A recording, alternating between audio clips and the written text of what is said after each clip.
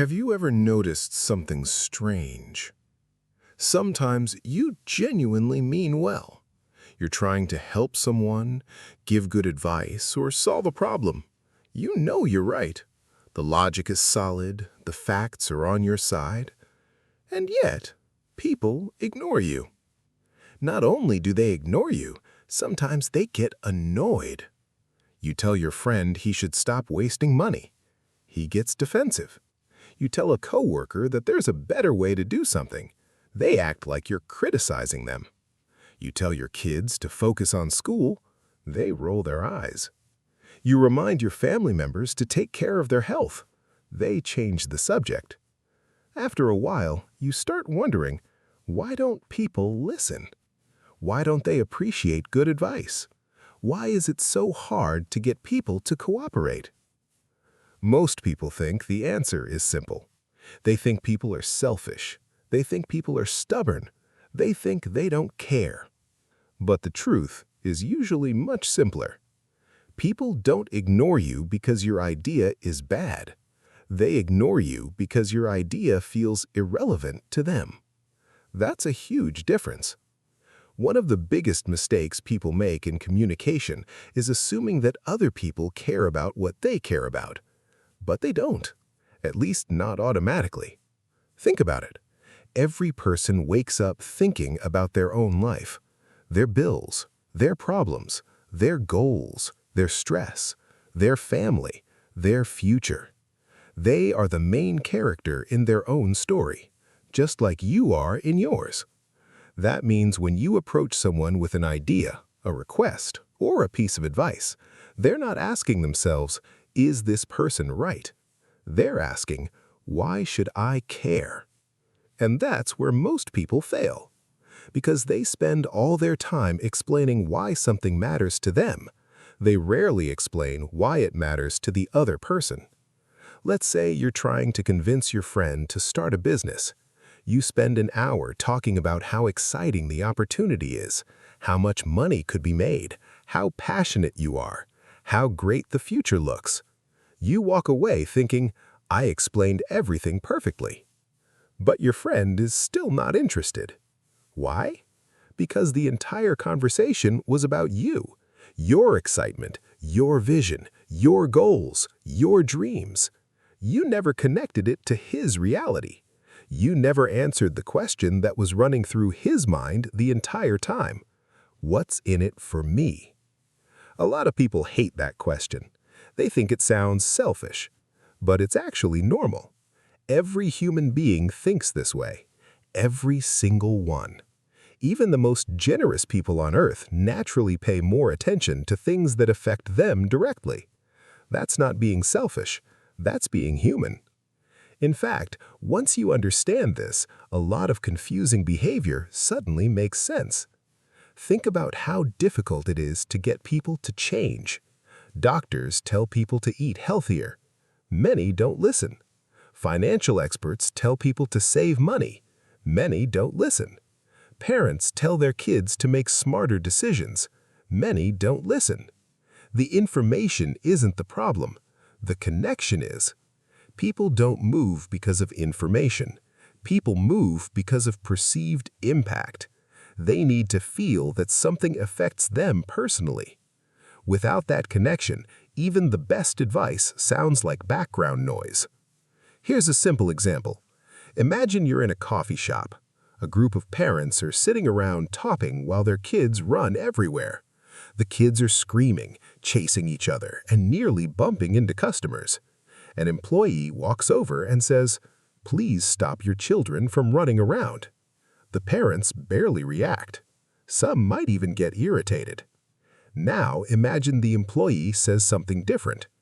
"Please be careful. Someone dropped glass earlier and we're still checking the area. We don't want any child getting hurt." Suddenly, the parents jump into action. They call their kids over immediately. What changed? The kids were still running. The situation was still the same. But the framing changed. In the first version, the parents heard, "You're causing a problem." In the second version, they heard, "Your child could get hurt." One message felt like a request. The other felt like a threat to something they care about. And human beings pay attention when their interests are involved. This principle shows up everywhere in life. The people who were best at influencing others understand something that most people miss.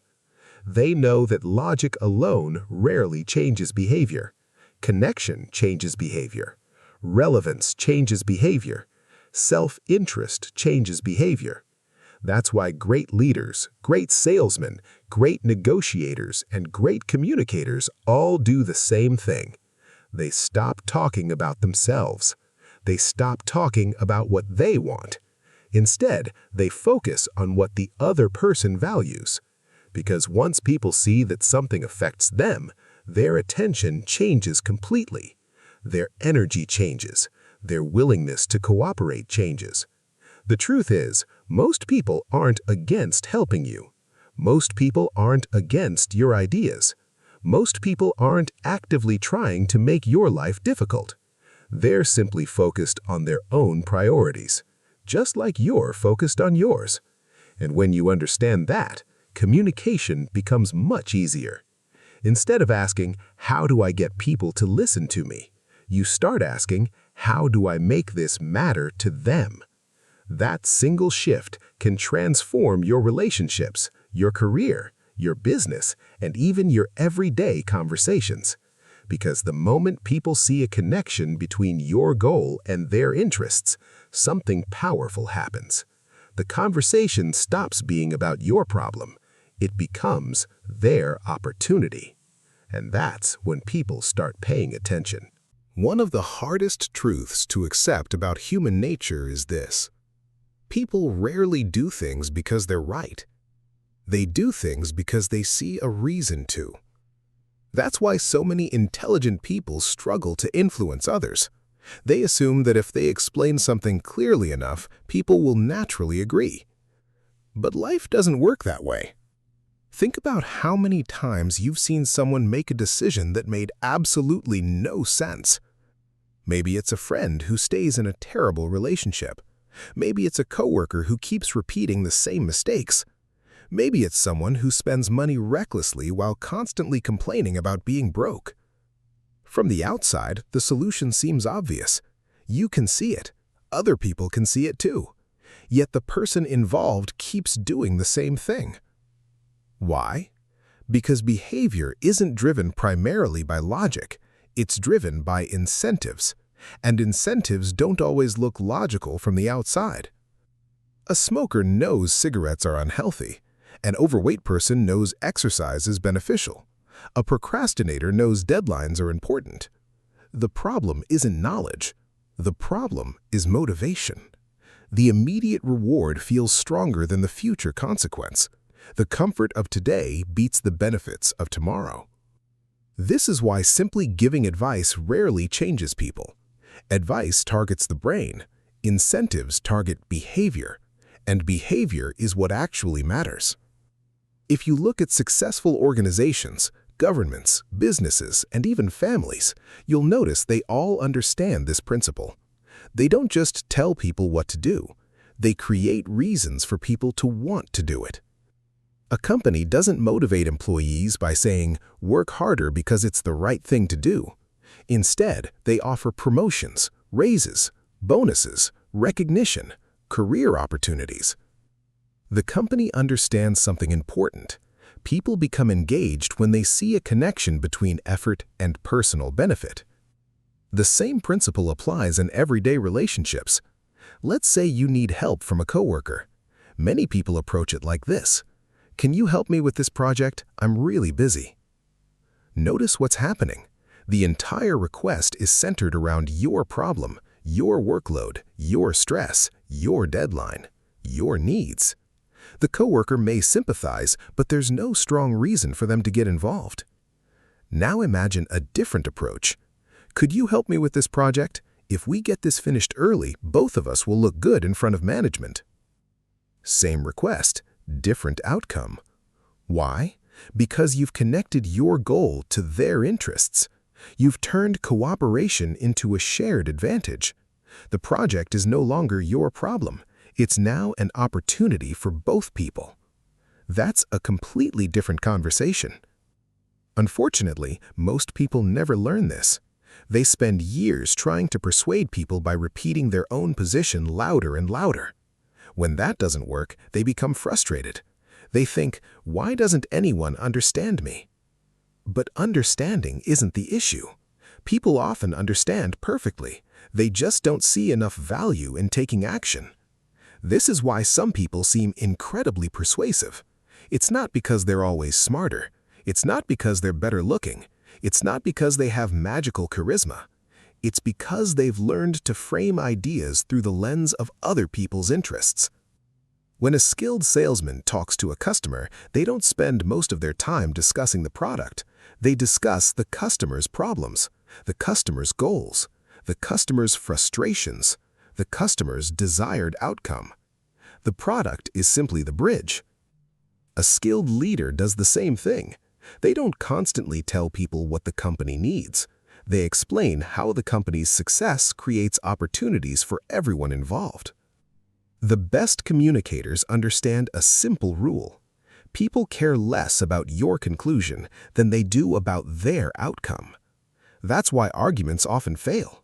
When two people argue, each side usually tries to prove they're right. But proving you're right doesn't automatically make the other person care. In fact, it often creates resistance. Nobody enjoys feeling controlled. Nobody enjoys feeling lectured. Nobody enjoys feeling like they're being told what to do. The moment people sense that, they instinctively push back. Even when the advice is good, even when the facts are accurate, even when following the advice would genuinely help them. Human beings value autonomy. They want to feel like they're making their own choices. That's why direct pressure often produces the opposite result. The harder you push, the harder people resist. But when people discover that acting is in their own interest, resistance starts to disappear. They don't feel forced, they feel motivated. And motivation is always more powerful than pressure. If you pay attention, you'll start seeing this everywhere. The people who get support most easily are often the people who understand how to align interests. The people who build strong networks understand how to create mutual benefit. The people who attract opportunities understand how to make others feel included in the reward. They're not constantly asking, how can someone help me? They're asking, how can this become valuable for both of us? That question changes everything. Because the fastest way to gain cooperation isn't to convince people that you're right. It's to show them why participating benefits them too. The moment someone's interests become connected to the outcome, their level of attention changes, their commitment changes, their effort changes. And what once felt like a difficult request suddenly starts feeling like a shared mission. That's when people stop seeing your goal as your goal and start seeing it as theirs. Have you ever met someone who always seems to get cooperation from others? They can convince people to join projects. They can build strong teams. They can get support when they need it. They can persuade people without arguing. And meanwhile, you know other people who are just as intelligent, sometimes even smarter, but nobody seems to listen to them. Why does that happen? The answer has very little to do with intelligence. It has a lot to do with understanding human nature. Most people fall into one of two categories. The first group focuses on facts. The second group focuses on benefits. And in the real world, the second group usually wins. That might sound unfair. After all, facts matter. Truth matters. Logic matters. But facts alone rarely move people into action. Think about politics. Think about advertising. Think about social media. Think about business. Everywhere you look, the people influencing behavior are not simply presenting information, they're connecting that information to something people care about. A person can know that saving money is important. That fact has been true forever. Yet millions of people still struggle to save.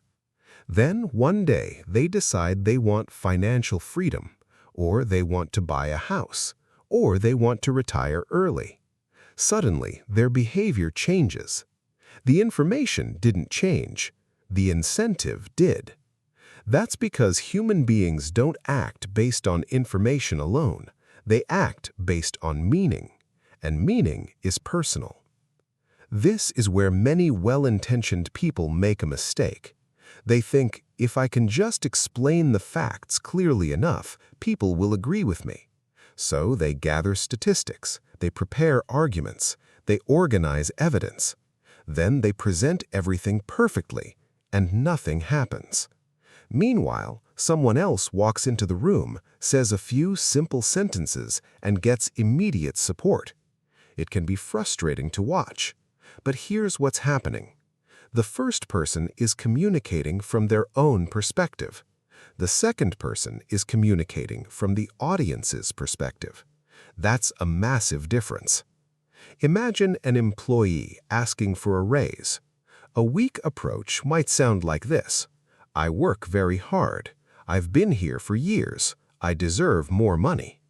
Those statements may all be true, but notice something. Every sentence focuses on the employee. The manager hears, my needs, my effort, my expectations. Now imagine a different approach. The employee says, over the last year, I've helped reduce operating costs by 15%, improved client retention, and taken on responsibilities that previously required 2 people. I'd like to discuss adjusting my compensation to reflect the value being created. That's a completely different conversation. Why? Because the employee is no longer talking only about personal effort. They're talking about results. They're talking about value. They're speaking the manager's language. The discussion has shifted from help me because I want something to let's discuss the value being created here. One approach sounds like a request, the other sounds like an investment. The same principle applies everywhere. Take dating. Many people try to impress others by talking about themselves, their achievements, their experiences, their opinions, their stories. But the people who build connections most easily usually do something different. They make the other person feel interesting. They ask questions. They listen carefully. They focus on what matters to the other person. As a result, people enjoy being around them, not because they're talking more, but because they're making others feel valued. This is one of the most overlooked communication skills in the world. People naturally care most about what affects them. Once you accept that reality, interactions become much easier. You stop trying to force people to care. You start helping them discover why they should care. That's exactly what great leaders do.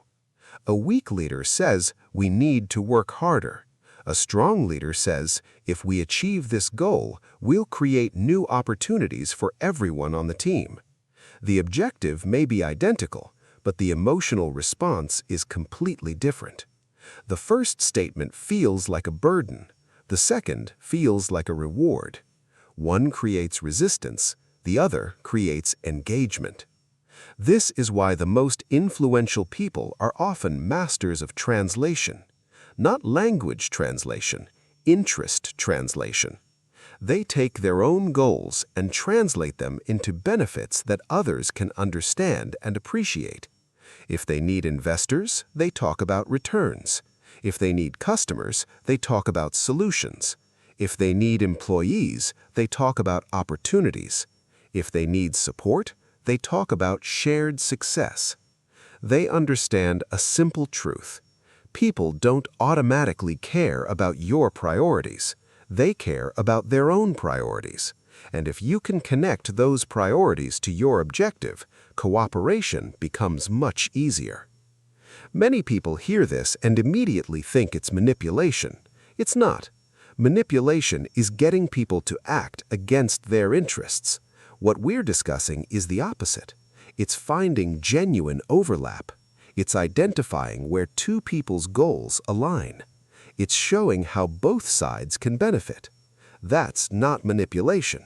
That's effective communication. In fact, most successful relationships are built on exactly this principle. Business partnerships work because both sides gain. Friendships last because both sides receive value. Strong teams succeed because everyone shares in the outcome. Even healthy families function this way.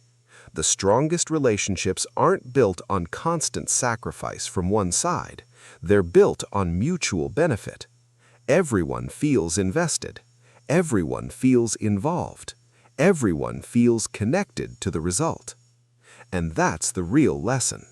The people who struggle most to influence others often spend all their energy explaining why something matters to them.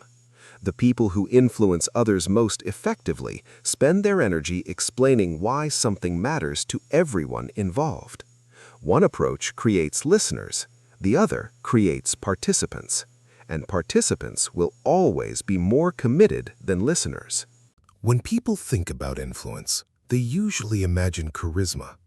They picture someone with a powerful voice, incredible confidence, and the ability to command attention the moment they walk into a room. Hollywood loves this image. Social media loves this image.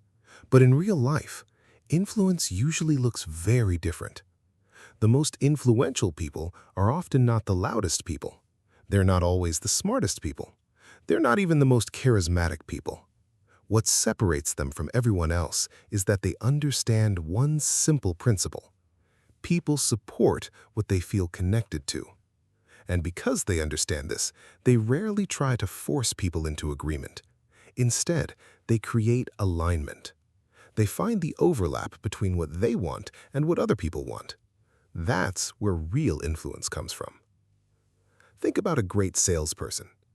Most people assume sales is about convincing people to buy things. Actually, the best salespeople spend surprisingly little time convincing anyone. They spend most of their time understanding people. A bad salesperson talks about features. A great salesperson talks about outcomes. A bad salesperson says, "This laptop has a faster processor." A great salesperson says, "This laptop will save you time every day and handle your workload without slowing down." Notice the difference. The first statement describes the product. The second statement describes the benefit. Most people don't buy products. They buy outcomes. Nobody buys a gym membership because they love treadmills. They buy the possibility of looking better, feeling healthier, or becoming more confident. Nobody buys a luxury watch because they need to know the time. Their phone already tells the time. They're buying status, identity, recognition. The best communicators understand this. They know that every decision has an emotional layer underneath the logical layer, and they know how to speak to it. This applies far beyond a business. Look at leadership. Imagine two managers. The first manager says, "We need to stay late tonight because the company needs this project finished." Technically, that's true. But most employees don't wake up thinking about what the company needs. They wake up thinking about their own lives, their families, their goals, their future. So the message doesn't create much enthusiasm. Now imagine another manager says, "If we finish this project successfully, it will put our team in a strong position for future opportunities, recognition, and advancement." Same project, same workload, same deadline. But now people can see how the outcome affects them. Suddenly, the effort feels more meaningful. This is what influential people do naturally. Whenever they need support, they don't ask, "How can I get people to help me?" They ask, "How can I make this beneficial for everyone involved?" That question changes everything. Because once people see themselves in the outcome, their attitude changes. They're no longer being dragged forward. They're moving forward voluntarily. And voluntary effort is far more powerful than forced effort. You can see this principle in successful entrepreneurs as well. Many new business owners fail because they're obsessed with their idea. They spend hours talking about how amazing their product is, how innovative it is, how much work they put into it, how passionate they are. But customers don't care about any of that, at least not initially. Customers care about one thing. How does this improve my life? That's why some businesses with average products succeed, while others with brilliant products fail. The successful ones understand how to connect their offering to the customer's interests. The unsuccessful ones stay trapped in their own perspective. This happens in personal relationships too. One of the biggest reasons arguments escalate is that both people are focused on their own position. Each person is trying to be understood. Nobody is trying to understand. Each person is asking, why can't they see my side? Very few people ask, what matters most to them right now? The moment that question enters the conversation, everything changes. Because understanding another person's interests gives you a roadmap to better communication. You stop pushing, you start connecting. And connection is where influence lives. There's another reason this works so well. Human beings hate feeling controlled. The moment people feel that someone is trying to force them, pressure them, or manipulate them, resistance appears. Sometimes that resistance is obvious, sometimes it's subtle, but it's almost always there. This is known as psychological reactance. When people feel their freedom is threatened, they naturally want to protect it. Even if the suggestion is good, even if the advice is correct, even if the outcome would benefit them. That's why telling people what to do often backfires. The harder you push, the more they pull away. Influential people understand this. Instead of creating pressure, they create ownership. Instead of demanding cooperation, they build shared interests. Instead of saying, do this because I want you to, they communicate, doing this helps both of us. That's a completely different experience. One feels like control, one feels like opportunity, and people are naturally attracted to opportunities. The truth is that influence isn't about winning arguments, it's about creating alignment. It's about helping people see that your goal and their goal can exist together. Because when people believe they're helping you, they may give limited effort. But when people believe they're helping themselves too, their commitment becomes much stronger. That's why the most effective leaders, negotiators, entrepreneurs, and communicators all share the same hidden skill. They're experts at turning individual interests into shared interests. They know that the fastest way to gain support is not to convince people that you're right. It's to show people that they're part of the outcome. Once that happens, resistance starts to fade. Motivation starts to grow. And what began as your idea slowly becomes everyone's mission. By now you might be thinking, okay, I understand the idea. People care about their own interests. But how do I actually use this in real life? That's the important question, because understanding human nature is useful. Applying it is powerful. The good news is that you don't need to become a master negotiator or a professional salesperson to do this. In fact, most of the time, getting people on your side comes down to a few simple habits. The goal isn't manipulation. The goal is alignment. You're looking for the point where your interests and their interests overlap. And once you find that overlap, cooperation becomes much easier. Let's look at 3 practical ways to do it. Method number 1. Figure out what they actually care about. This sounds obvious, but most people never do it. When they need something, they immediately start thinking about their own needs, their own goals, their own problems, their own deadlines. As a result, they walk into conversations already focused on themselves. That's where communication starts breaking down, because people don't make decisions based on what you care about. They make decisions based on what they care about. So, before asking for support, ask yourself a simple question. What matters most to this person? Money? Status? Convenience? Security? Recognition? Freedom? Family? Career growth? Peace of mind? Everyone has different priorities. A mistake many people make is assuming everyone values the same things they do, but that's rarely true. Imagine you're asking a coworker to help with a project. One coworker might be motivated by career advancement. Another might care about finishing work early and going home. Another might value recognition from management. If you use the exact same argument with all 3 people, you're probably going to fail with at least 2 of them, because you're speaking your language instead of theirs. The more accurately you identify what someone values, the easier it becomes to communicate effectively. People listen when they feel understood, and understanding starts with paying attention. Method number 2, show the cost of ignoring the problem. Here's something fascinating about human psychology. People often work harder to avoid losses than to achieve gains. In other words, the fear of losing $100 is usually stronger than the excitement of gaining $100. This tendency affects almost every decision we make. That's why warnings can sometimes be more effective than promises. Think back to the example of the parents and the children running around the store. Telling parents that the children are disturbing customers doesn't create urgency, but mentioning the possibility of injury immediately gets their attention. Why? Because now there's something to lose. The risk suddenly becomes personal. You see this everywhere. People often ignore advice about saving money until they experience financial stress. They ignore health warnings until a medical issue appears. They ignore relationship problems until someone threatens to leave. Human beings have a remarkable ability to overlook distant benefits, but immediate risks are much harder to ignore. That doesn't mean you should scare people unnecessarily. It means you should help them see reality clearly. If there's a genuine consequence to an action, don't hide it. Explain it. People tend to pay attention when they understand what's at stake. Sometimes the biggest obstacle isn't disagreement, it's a lack of awareness. Method number 3, create a shared goal. This is the most powerful method of all because nothing brings people together faster than a common objective. Think about sports teams, businesses, families, military units, successful partnerships.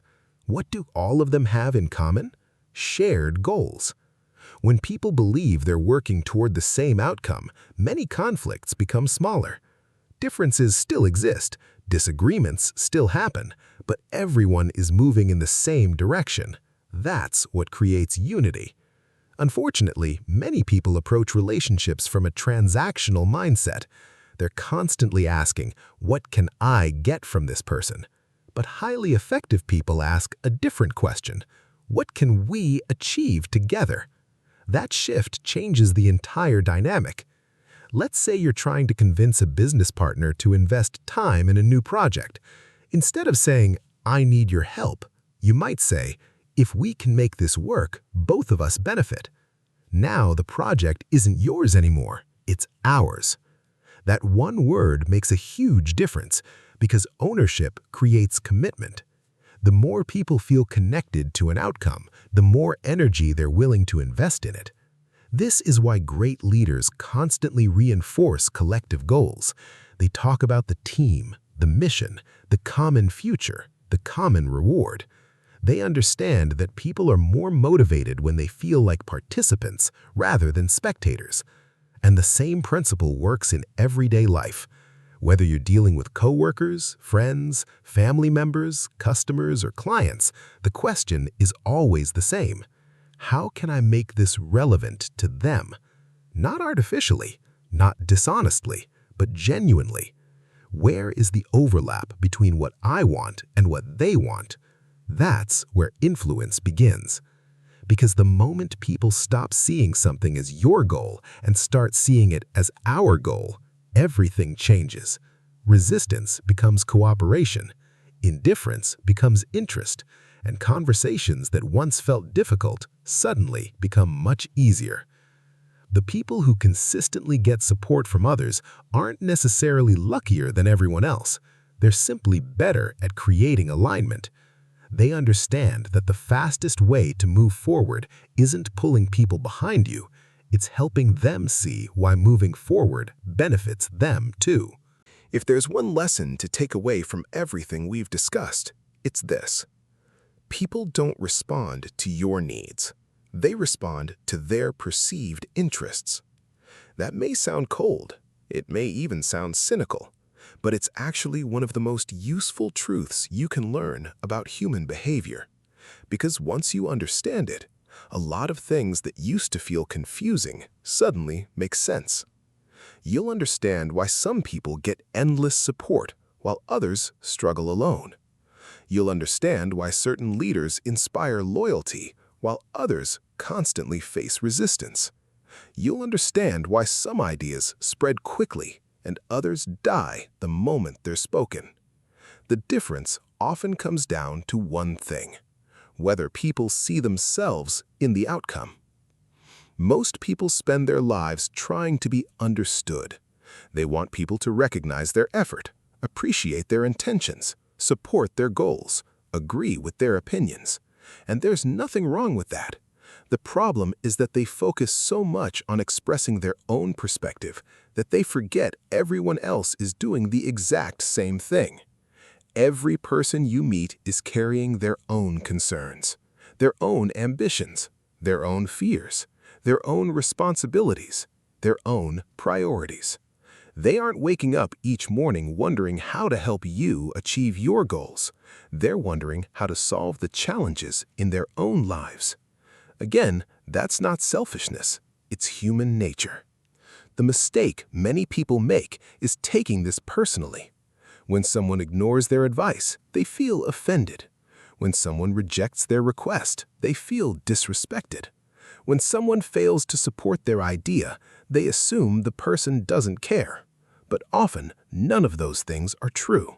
The other person simply doesn't see a connection between your objective and their reality.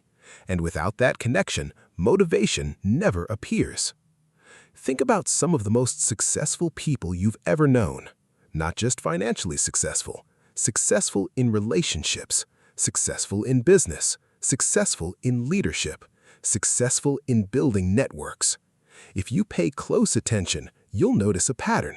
They rarely approach situations from a purely self-centered perspective. Instead of asking, "How do I get what I want?" they ask, "How do I create a situation where everyone benefits?" That's a fundamentally different way of thinking, and it's one of the biggest shifts a person can make. Because the moment you start looking for mutual benefit, your communication changes, your relationships change, your opportunities change. People become more willing to work with you, not because you've become more persuasive, but because you've become more relevant. And relevance is one of the most powerful forces in human behavior. The truth is that influence has very little to do with forcing people. Real influence isn't pressure. It isn't manipulation. It isn't winning arguments. It's creating alignment. It's helping people see how their goals connect with yours. The best negotiators understand this. The best entrepreneurs understand this. The best leaders understand this. And the best relationship builders understand this. They know that cooperation becomes natural when interests overlap. That's why strong businesses are built around value creation. That's why successful partnerships are built around shared rewards. That's why healthy friendships feel balanced rather than one-sided. And that's why lasting relationships of any kind depend on mutual investment. When only one side benefits, the relationship eventually becomes unstable. Resentment grows, motivation fades, commitment weakens. But when both sides feel invested in the outcome, something powerful happens. Trust grows, cooperation grows, commitment grows. People stop keeping score. They stop asking what they're losing. They start focusing on what everyone can gain. This is the hidden rule that governs so much of life. The people who understand it move through the world differently. They don't spend all their energy demanding attention. They earn attention by creating relevance. They don't constantly seek support. They create reasons for support to emerge naturally. They don't force people to care. They help people discover why caring is already in their own interest. And that's a skill that becomes more valuable the older you get. Because success in life is rarely a solo achievement. Almost everything important requires cooperation. Business requires cooperation. Marriage requires cooperation. Friendships require cooperation. Leadership requires cooperation, and even personal growth often depends on the people around you. The ability to align interests is one of the most practical skills you'll ever develop, because at the end of the day, people don't commit to something simply because it's your dream. They commit when they believe it matters to them too. So the next time you want someone to listen, support you, or take your idea seriously, don't start by asking, "How can I explain this better?" Start by asking, "How does this connect to what they care about?" That single question can change the way you communicate forever. Because the moment your goal becomes connected to their interests, it stops being your mission alone. It becomes a shared mission. And when people feel like they're part of the mission, they no longer need to be pushed. They start pushing alongside you. And that's when influence becomes effortless. And that's when people stop seeing you as someone asking for help and start seeing you as someone worth helping.